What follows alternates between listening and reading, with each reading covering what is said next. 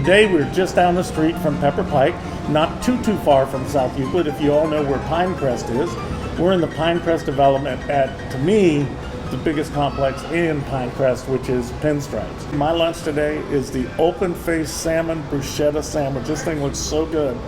Good stuff. Terry? So I'm super excited to dig into my turkey Cobb salad because it has turkey and bacon, which I love bacon, and avocados, and it looks really, really good. Tomatoes and everything else, so it's really good. So I never understood why it was called a Cobb salad anyway.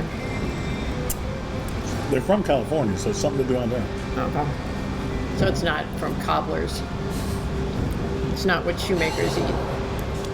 Hey, so we're so excited to introduce a friend of ours. I've gotten to know him really well, Will Armistead, who's executive chef here. Executive chef and culinary director of operations for all of Pinstripes. How did you get into the food industry, hospitality, the calling to be a chef? So my calling to be a chef came from, as a youth, my parents, growing up out in Russell, my parents allowed me and my brother to create recipes and menus, and whatever we created, they would get. But we had to have it detailed out. You had to have exactly what you needed for each thing. That was when I got my first love. And then my mom worked at James Tavern and Cheese Cellar for Stouffer's Restaurants, and she used to sneak me in to wash dishes. And I just always wanted to cook. I would always tell the guys, like, I want to cook. They're like, nah, you just stay over there. And then one day, 2 cooks called out, and I got a chance to cook, and I've been cooking ever since. Ever since. If I had to ask you, what's the mission of Pinstripes? How would you answer that? To provide a great experience for every single person for whatever they're celebrating in our venue. That's beautiful.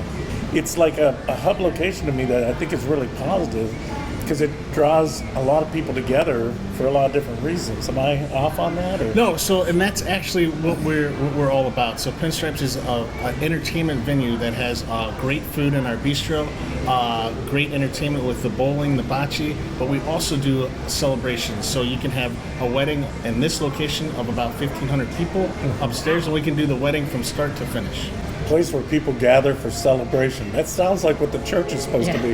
It always bothers me when sometimes people do it better outside the church than we do it in the church.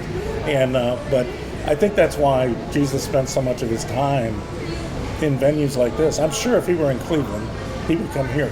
You know, if I say, well, why do you think he spent so much time at table breaking bread with people like this? What would you say? I would say it's a way to get to know people, a way to comfort people. Because again, we do it with the food. We're comforting people with the food, but a way to just express a message. So that's why a lot of people come here for celebrations, weddings, and then I think lastly, it's just a place where everyone can just unwind, step back from their normal day-to-day, and just enjoy. Right. Just enjoy the moment that they're in. The one thing we see a lot is for our Sunday buffet, people come to just relax, unwind, and gather.